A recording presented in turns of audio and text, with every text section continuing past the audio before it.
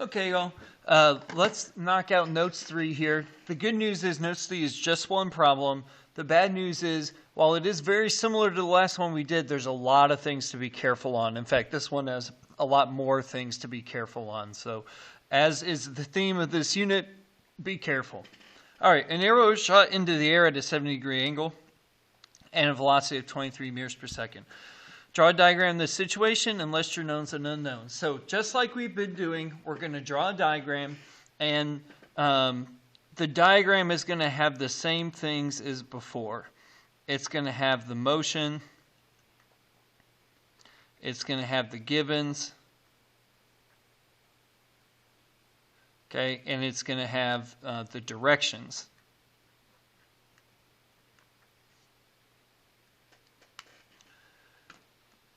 So I'm going to draw an arrow that's shot into the air at a 70-degree angle. So there's my arrow. Here's my 70 degrees.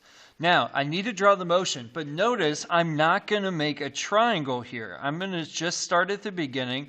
I'm going to make a curved path. And yes, that angle is only at the very beginning, and then it's not correct anymore, and that's fine. The reason why it looks like it's traveling part of the motion is just because I can't draw a vector that has no magnitude, has no size. So I have to draw it, but the key part is, where is the vector? It starts at the very beginning. So this arrow is only true for the very instant that it's launched.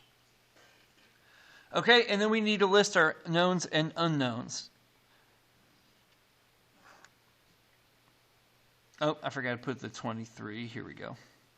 And I forgot to put the direction. I'm going to call up positive now. And again, the general sign convention we've been doing this unit is whatever direction I start in, I call that forward, and I make it positive. So I start up, so I call that forward, and I make it positive. Okay, so now we need to figure out where things go. Well, where does the 70 degrees go? Well, 70 degrees isn't forwards or up, it's both. So you might think I would put it in each column, but the amount of x and the amount of y is not the same for 70 degrees. So I'm just going to write it off to the side. Theta equals 70 degrees. And the same is true of 23. 23 meters per second is at an angle. So some of it is in the x and some of it is in the y, but we don't know how much. And it's not 23. So I'm just going to write v equals 23. So this is not a good start. We've said that a equals 9.8, so I can do that again for the y direction. We've said vi is 0, but that's only if I'm launched straight horizontally forward, which is not this problem. It's launched at an angle, so vi is not 0. We don't know vx, we don't know vy, or we don't know vx, we don't know dx, we don't know time, there's a lot of things we don't know. So rather than panic, let's just go on to letter B. We did A, A's done, so let's go on to B. Find the x and y component vectors for the initial velocity. So we need to figure out what makes up the 23 meters per second at 70 degrees. How much of that is x, how much of that is y? So for this step, you want to draw the vector triangle.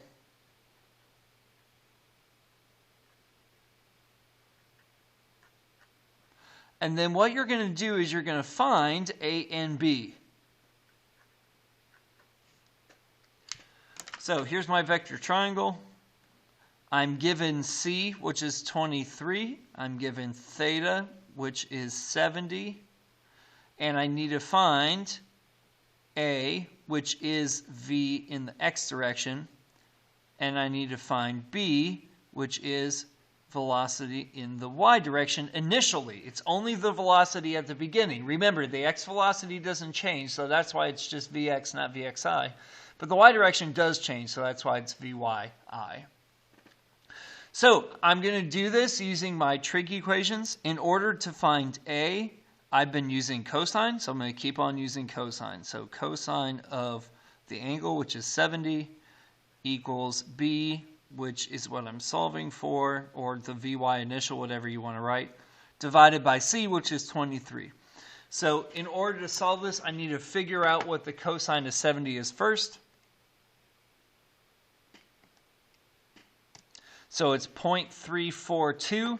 I'm then going to multiply 23 over. It's being divided. The opposite of dividing is multiplying. So I'm going to multiply this over to both sides. And I get my Vy initial to be 7. Oh, my bad. I used cosine to find A. This is Vx. Sorry, that's my bad. That's Vx. So I'm going to write up here Vx equals question mark because we didn't know what it was. But now I'm going to go ahead and write in parentheses the actual value. Or you can just replace it. That's fine. 7.87. And I'm going to do the same thing with the y direction. But this time I'm going to use sine.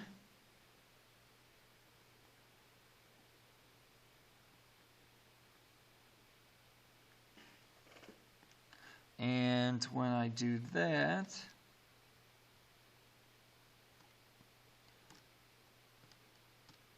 I get, so Vy initial, we did not know what it was. And that's going to be, if I can read my own thing, here we go, 21.6.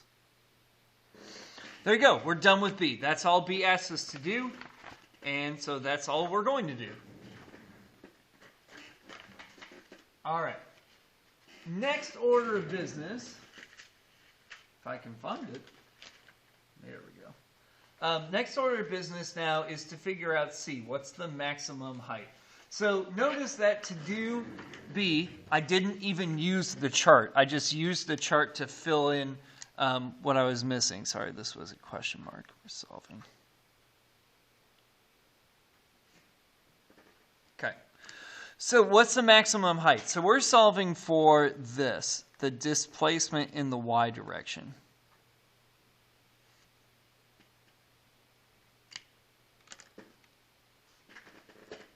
And there's no tricks to this one. There's no tricks. It's just using the chart to solve. So we're solving for D for the y direction, not for the x. So that means I need to use y column numbers. Problem is, I only have 2.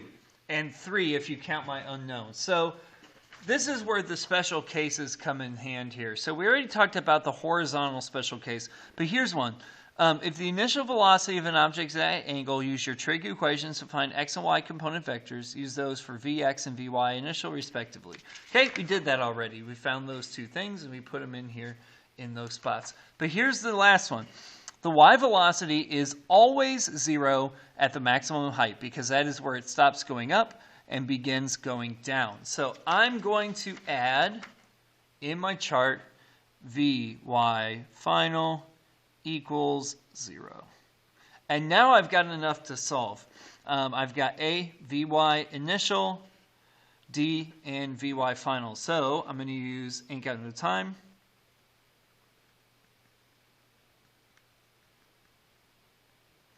So V final squared equals V initial squared. Notice I'm going to use the Y initial because it's a Y column. I'm not using 23. That's the combined value. I don't want the combined value. I want only Y things. So 21.6.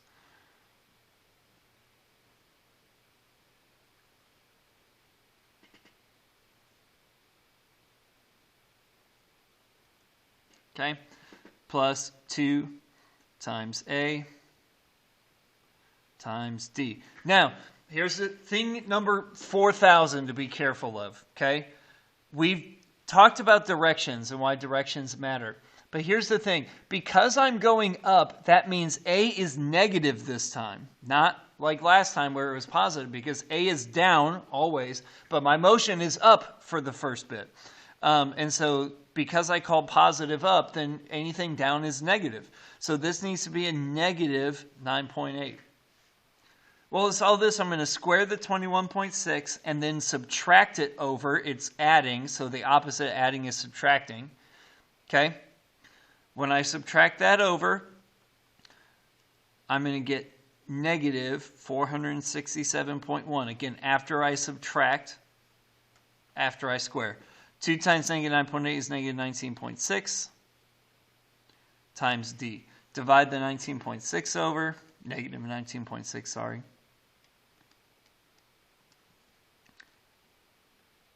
23.8 meters.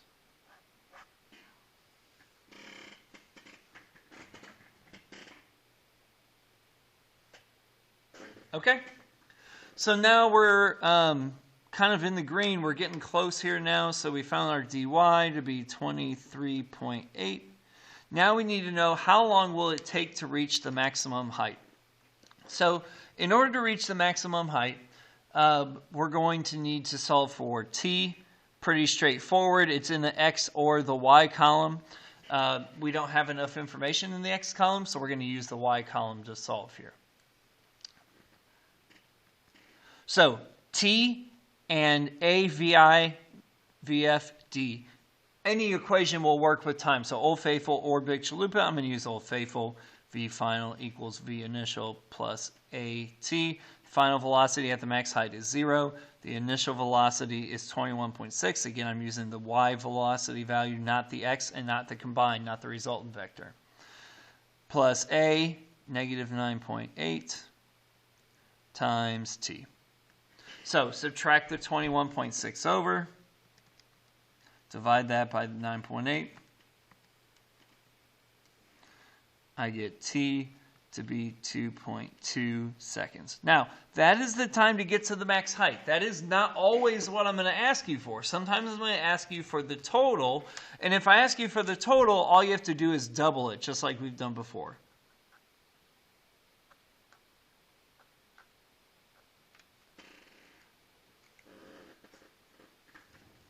Last step. See, this is going much better than the last one, hopefully.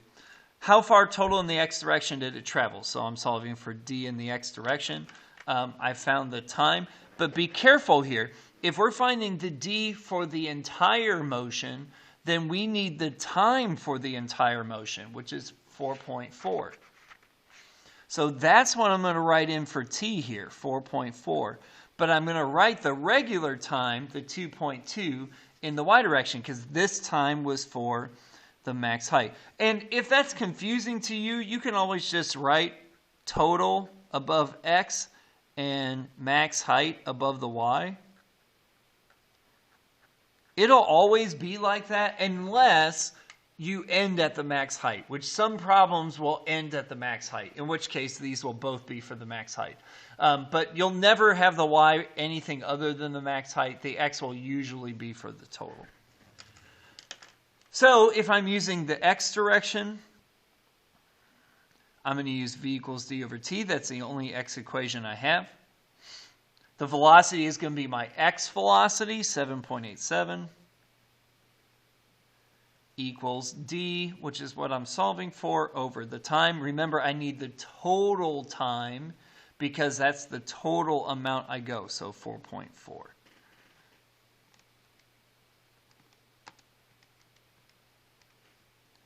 And I get d to be 34.6. And there you go. We are finished. So I want you to go ahead and try the example problem now. Or sorry, not the example. I want you to try practice 3, number 1 now. If you get finished, you can come up and check your answer on the key and see how you do on it. Other than that, we'll talk about it next time, so just do the best you can. Let me know if there's any big problems that you have trouble with. Otherwise, I will see you next class, hopefully, and have a blessed day.